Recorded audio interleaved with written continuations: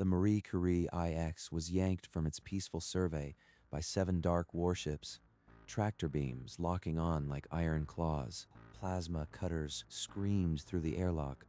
When the breach gaped, armored aliens flooded in. Weapons raised, Commander Zoran expected panic. Instead, he found 3 scientists seated at their stations, calm, unarmed, waiting. Dr. Sarah Chen had a cup of tea in her hands, steam still rising. She looked up at the intruders with polite curiosity. You look like you could use a cup. It's still warm. Chamomile. You are prisoners. Why are you offering tea? We were cataloging botanical specimens. The experiments require daily monitoring. May we continue? It would keep us occupied. Botany. Pathetic. Keep your toys if it silences you. Confine them. They were escorted to a storage bay, the ship's quiet hum replaced by the thud of boots. Lab crates were dumped inside. The seal hissed shut. Sarah allowed herself a small, cold smile. The bacteria were already in their water supply. In the dim storage bay, Sarah pried open a crate, revealing trays of glowing seedlings under stasis wraps. Sarah, this isn't weed killer. You are weaponizing our research. That's not what we signed up for. We signed up to survive. They'll either sell us or dissect us. This is our only leverage, Marcus. Elena Vasquez unsealed a cryogenic vial. Inside, a shimmering blue liquid pulsed faintly with its own light. The bacteria were synthetic symbionts, harmless to human tissue, but designed to metabolize organic metal alloys. She injected the culture into the hydroponic reservoir. The plants would carry it, innocuous and silent. And if it mutates, if it jumps to them before it's ready? It won't. I've run the models 100 times. The only variable is time. Elena placed a tray of purple ferns among the equipment, adjusting the grow lights with practiced care. If anyone asked, it was just a botanical survey, nothing more. On the 3rd day, the air in the lower corridors smelled of vinegar and damp earth. A maintenance panel on Deck 7 lost its luster. The organic metal looked dull, as if drained. Commander Zoran, seated on his throne-like chair, received the anomaly report with a sneer. It's a recycling fault. Fix it and stop wasting my time. I am reading elevated bacterial counts in the eastern vents. It's spreading faster than projected. Good. The sooner they realize we're more dangerous than they thought, the sooner we negotiate. Or they'll just vent us into space. We're not soldiers, Sarah. No, we're scientists. And a scientist with a petri dish is the deadliest thing in this galaxy. In the corner, Elena checked a hidden sensor array. The bacteria had already colonized 3 of the 7 ships. Sarah's projections were conservative. At this rate, the fleet would be dead in 2 weeks. An alien technician entered the storage bay without warning, his chitin smudged with pale green mold. Elena froze, the petri dish of glowing blue concentrate still in her hands. Here, a rare specimen. Its nectar has analgesic properties. Quite fascinating. While the technician sniffed the flower, Elena slid the dish under a tray of seedlings. Her heart pounding, the technician lingered, compound eyes scanning the equipment. Then he left, quiet but suspicious. Hours later, Commander Zoran summoned Sarah to the bridge, his claws tapping on the armrest. My ship is sick. Your plant experiments coincide with the decay. Explain. We're studying botanical resilience. Perhaps the ship's environment is stressing our samples, not the reverse. If I find a single spore linked to this illness, I will destroy your equipment and space one of you. She nodded, hiding relief. The threat meant he still didn't know. By week 3, green mold oozed from wall seams in every corridor, and the fetid air made even the crowthorn cough. The first crew member collapsed during a shift change, his carapace cracking along unseen fault lines. Seal the ship. No one leaves this vessel. Find the source of this rot. Armed search teams swept through compartments, tearing open panels and scanning for foreign biologicals. They're getting closer to the truth, Sarah. We can't keep hiding behind plants. Let them search. The source isn't something they can find in a crate. Elena watched from a viewport as a Crowthorn warship vented atmosphere, a silent green-tinged eruption. That ship held 1,000 souls, and now it's a tomb because of us. In the lower decks, a medical bay overflowed with dying aliens, their bodies dissolving from the inside. This infection didn't come from our systems. Something was brought aboard. Soren ordered the humans separated. Marcus Webb was dragged into a stark interrogation room first. We're just botanists. Our research is peaceful. This ship is poisoning itself. Sarah was brought before Zoran in the cell block, a force field humming between them. Your colleague lies poorly. Tell me what you brought aboard, or I will vent one of you now. We brought only plants. If you kill us, you'll never find the real cause. Let us help. In the lab, Elena received a coded blink from Sarah. She triggered a hidden subroutine on the console. She increased the metabolic rate by 400%. The bacteria would now double every 2 hours. Lights dimmed across the alien flagship. Consoles flickered and died, plunging the bridge into emergency green glow. What have you done? Undo this now, or I'll space your entire crew. Sarah smiled through the force field. The weapon was now beyond anyone's control, including hers. Without warning, the nearest Crowthorn warship split down its spine, a silent flower of green fire blooming in the void. Zoran watched the view screen, his compound eyes reflecting the death of 1,000 warriors. This cannot be chance. The humans. It was them. Across the fleet, hulls cracked like eggshells. Fire suppression failed, and escape pods never launched. In their cell, the force field died with a hum. The humans were free, but stranded on a vessel of the dead. The bacteria were engineered to consume organic metal alloys. I accelerated their metabolism. Marcus stared through a viewport at the disintegrating fleet, the magnitudes sinking in. You turned a cleanup agent into a weapon, Sarah, without telling us the full plan. Plans change when you are facing slavery. We did what we had to. Maybe, but the galaxy will call it murder. Soran stumbled into the dim cell, a plasma pistol shaking in his claw. His carapace bled green fluid. D with your plants. Human vermin. He raised the weapon, but his arm cracked audibly. The pistol fell from crumbling fingers. The T. I thought it weakness. It was your weapon all along. Sarah watched him dissolve, her expression unreadable. The time for words had passed. Soran collapsed, his exoskeleton turning to green sludge, his last breath a wet gurgle. We just killed a commander with a flower. The universe won't believe this. Elena turned away. The screaming from the other ships had stopped. The 3 humans stood in the silence of a dead bridge, surrounded by the carcass of an empire. The ghost ship drifted, its engines cold, carrying them toward an uncertain dawn. They found their ship docked in an alien bay, its white hull untouched by the plague. We're not going home empty-handed. We'll tow every wreck back to Earth as proof. That's insane. They'll see it as an act of war, not self-defense. Good. Let them fear what a few scientists can do with a petri dish. The Marie Curie Tynide can tractor 7 hulls. I've already programmed the locks. She executed the sequence. The ship hummed, and docking clamps released with a shudder. A shimmering blue beam latched onto the nearest alien carcass, pulling it from the debris field. The cargo bay, filled with twisted dark metal, each piece a monument to the dead. The vessel turned toward Earth. 7 shattered warships, strung behind it like a terrible necklace. Let the galaxy see what happens when you threaten a scientist. The Marie Curie Ayak cruised through the void, its towed wrecks glinting like dark jewels.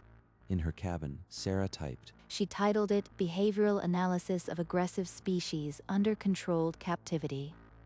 Every decision documented. You are writing a manual for genocide, Sarah. I am writing a warning. This is what happens when you underestimate a scientist with a petri dish. In the greenhouse, Elena watered her plants, each leaf a silent reminder of the lives they had taken. The weight of it pressed on him like the hull of the ship.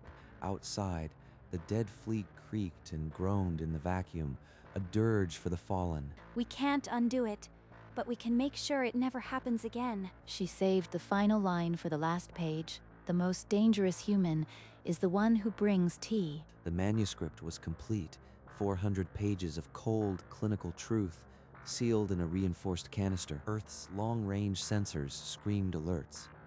A science vessel, hauling 7 alien wrecks, was on approach. A stern human captain appeared on the view screen, his face granite. Unidentified vessel, kill engines or be destroyed. This is the science vessel Marie Curie 9. We were captured. We return with their fleet as a warning. We are unarmed. The captain's eyes widened at the sight of the shattered alien hulks on his tactical display. Human warships encircled the Marie Curie 9E, missile pods open, targeting locks glowing red. They think we're a Trojan horse. They'll fire, Sarah. They won't fire without understanding. I have 400 pages of understanding for them. The captain's voice crackled back, edged with disbelief. Stand down and prepare for boarding. Any deviation will be met with lethal force. Elena tensed. The weapons were still hot. This could end in fire before they ever told their story. Acknowledged, Captain. We will comply. Your borders will find only scientists, tea, and a story that will change everything. The Marie Curie IX touched down under a gray dawn sky. Armed soldiers in exosuits formed a perimeter, rifles raised. Her own people looked at her like an enemy. The irony wasn't lost on her. Sarah stepped onto the tarmac. The reinforced canister clutched to her chest. A commander shouted, "Hands where I can see them." They were separated. Marcus and Elena were led away without a word. Sarah was shoved into a cold, gray room. She'd been in a cage before. This one just had better lighting. 3 military officials entered, their uniforms crisp. The lead one tossed her canister onto the table. Explain. I've documented everything. The capture, the experiments, the fleet's destruction. I want it published, unredacted. The lead official's face hardened. This is a military matter now. It will be classified. You will say nothing. Number. The galaxy needs to know what happens when you cage a scientist. I won't be silent. Outside the room, Marcus Webb argued with a guard, but Sarah only smiled. The truth was out of the bottle now. In a sealed chamber, 3 generals paged through the manuscript. Their faces shifted from curiosity to horror. One slammed it shut. This is a biological weapon of unprecedented lethality, Doctor. It will be classified. It's a survivorship manual. If you bury it, the next fleet won't show you mercy. They'll dissect you. The general leaned forward. If you release this, you will be charged with treason. She'd been charged by worse tyrants. A court-martial seemed almost civilized. Back in her cell, she retrieved a hidden datapad from her boot. A publisher's address glowed. She had prepared for this. Every footnote, ready to transmit. She tapped send. The file shot through a civilian relay. If they intercepted it, she'd be gone by morning. But it was worth it. She sat in the dark, waiting. The indicator blinked, but no response came. Within hours, the manuscript was on every screen. The image of a bloodless ship towing corpses froze the world. News anchors called it the Tea Party Massacre. Op-eds screamed hero and monster in the same breath. Sarah watched from her cell. The storm had broken. Now she would see which way the wind blew. Elena faced the cameras. We did what we had to. The galaxy must know that humanity will defend itself, even with flowers. Public polls split 52 to 48. Protests erupted. Sarah Chen became the most polarizing figure since first contact. The military held a press conference. Charges were dropped, but they disavowed the crew. Unsanctioned biological warfare. Sarah accepted the label without flinching. She'd been called worse by better. The truth was out. She walked through the university quad. Students parting like a wave. Some glared, some bowed their heads. The manuscript had been downloaded 1 billion times. It wasn't a book yet, but it was already a movement. Sarah allowed a small, cold smile. Then she began to write again. The official publication of behavioral analysis of aggressive species under controlled captivity hit the shelves. Within a week, it topped bestseller lists across human space. The title itself, a chilling boast. Alien ambassadors received copies, their translators rendering the clinical horror into a dozen languages. A Valsari diplomat's tentacles trembled. This is not a book. It is a weapon in plain sight. Sarah gave a calm interview, her face placid on a giant screen. The methodology was purely defensive. We offered tea. They brought chains. We answered with biology. The image of the Marie Curie IX towing shattered hulls became the symbol of a new era. Across the galaxy, the message was received. Threaten a human scientist at your own peril. The galaxy was now divided between those who feared humanity and those who respected it. She sipped her tea, the faintest hint of bitter satisfaction settling in. In a sealed bunker, defense analysts codified the bacteria into a weaponized protocol, codenamed Chen's spore. They embedded the spores in every human vessel's hull as a silent sentinel. When the defense minister offered her a cabinet post, Sarah faced the press. I am a scientist, not a weapon. My place is in a laboratory. Alien military commands issued a directive. Avoid all human civilian ships. The Crowthorne warlord roared and smashed his console in helpless fury. Within a month, pirate attacks on human haulers ceased entirely. The Marie Curie IX was decommissioned and placed in orbit as a museum, its legend solidifying. From her lab window, Sarah watched the distant ship, a beacon of reclaimed peace. She had not sought to be a symbol, but the galaxy had chosen one anyway. The High Warlord of Crowthorne stared at the ghost fleet, his hands trembling with a fury that had no outlet. His chief advisor, a scarred veteran of 100 raids, leaned in. Strike back, and we invite the human disease. The warlord sank into his throne, the order dying on his lips.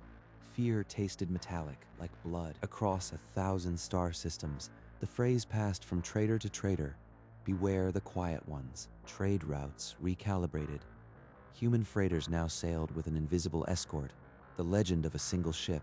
The University of Valsar added behavioral analysis to its core curriculum. For interspecies psychology, a human cargo captain received a polite hail from a Vulsar warship, once hostile, now deferential. Deep in Crowthorne space, the War Council voted.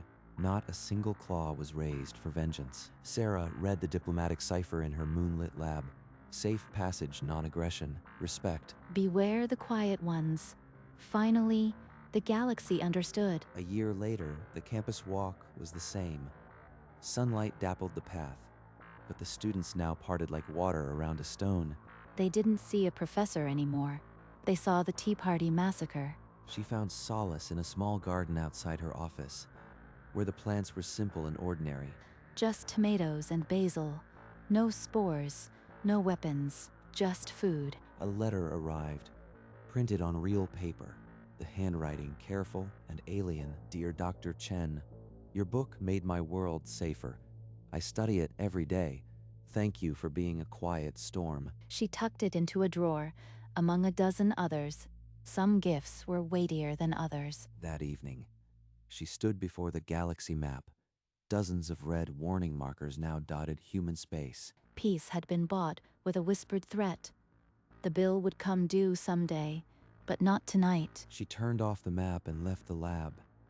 Outside, the stars shone, cold and eternal, but somehow more forgiving. High in Earth orbit, the Marie Curie IX hung in eternal stillness, its white hull pristine against the black. Tour shuttles drifted past, their occupants pressing against windows for a glimpse of the legend. A recorded guide spoke over the cabin speakers. She never fired a shot, but she won a war on a display screen. The first page of Sarah's book appeared, the chapter heading, A Necessary Act of Botany. In every human academy, the text was now required reading, a cautionary tale wrapped in academic prose. The galaxy beyond was quieter now. Alien fleets gave human space a wide berth, their sensors pricking at whispered fear. But the quiet was not peace. It was the held breath of a galaxy that had learned to fear the polite, the calm, the scientists. The Marie Curie IX orbited on, a silent monument to the day humanity's softest children became its deadliest weapon. On the planet below, an old woman in a lab coat looked up at the sky, her smile faint but genuine. For a moment, the galaxy's sharp edges softened, and the quiet ones were just people tending their gardens. Rimwards of known space. A Uric Raider pack locked onto the heat signature of a human tanker. A data burst overrode their consoles. The human envoy had given their High Council a single image. The image was a white ship, unarmed, dragging 7 shattered black hulks like sins. The Raider captain's mandibles clicked in recognition. The Chen spore. Pull back. A young wing keen defiance. The captain silenced him with a single claw gesture. The pack swerved and fled, leaving the human tanker untouched. Its crew oblivious. The tanker's captain sipped stale coffee, unaware of the silent battle fought in his name. Light years away, an old woman in a lab coat tended her garden, the stars her silent audience. She poured tea, the steam rising like a quiet storm, and watched the stars wink back. The most dangerous human is the one who brings tea. Decades had passed. Dr. Sarah Chen, now white-haired, stood before the familiar galaxy map. Her lab was unchanged, save for the lines on her face. A young student entered, hesitant, carrying the weight of a question. The silence was thick with history. The student asked if she regretted it. I regret that it happened. I don't regret surviving. The student departed, shoulders heavy but eyes a little clearer. The door clicked shut. Sarah moved to a small plant on her desk, the same species she had weaponized long ago. It pulsed faintly with blue-green light. She remembered the terror, the triumph, the unbearable cost. The plant hummed as if listening. Every tea party has its cost, but the garden still grows. She turned off the galaxy map. Through the window, the stars remained as if nodding in silent understanding. The plant's glow lingered a moment longer, then faded into the quiet dark. In a quiet bookstore, a worn copy of Behavioral Analysis still rested on the shelf. Its spine was cracked, its corners soft. It had been printed in 47 languages and studied in every corner of known space. A young alien scholar pulled the book from the shelf, its weight familiar in her claw. She opened it to the final page, where the author's biography was printed in simple black ink. Dr. Sarah Chen is a retired xenobiologist.